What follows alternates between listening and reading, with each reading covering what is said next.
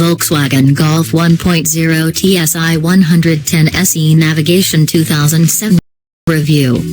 From £15,827. 9.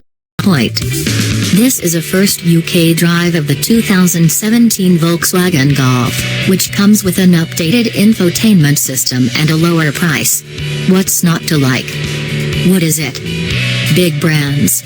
If it's a smartphone, it's Apple. If it's a burger, it's McDonald's. And if it's a car for the people, then it's the people's car, the Volkswagen Golf.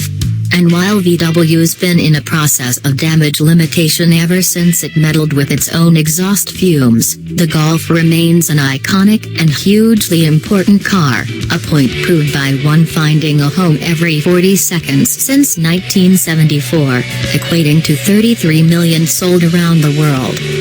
When you have an icon on your hands, you don't do radical things with it, hence why a Big Mac still looks and tastes like it did in 1967, and your iPhone 7 would feel familiar to anyone with a 2007 original. So the evolution of the Golf has been intentionally glacial, and you have to look very hard to spot the changes on this new MK 7.5. In fact, the MQB platform underpinning it hasn't been touched at all, but on the outside there are slightly different bumpers, new front wings, new LED tail lights and new halogen headlights, with LED units now available, too. Two things have changed noticeably, though: the extensively upgraded infotainment systems, which include the option of gesture control for the first time in this class, and the price, which has gone down. Now there's a rare and very welcome treat. What's it like? This 1.0 TSI 110 engine isn't quite the entry point of the range. A 1.0 TSI 85 sits below it, but is likely to be the most recommendable place to start. But is 1.0 liter of capacity across 3 cylinders adequate for hauling around a Golf?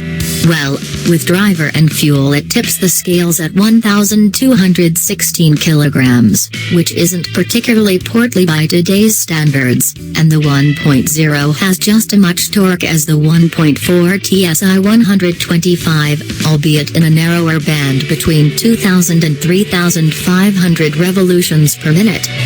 So, and as with many a 3-pot motor, it needs a few revs to get it off the line, but once you're on your way it pulls merrily in the mid-range.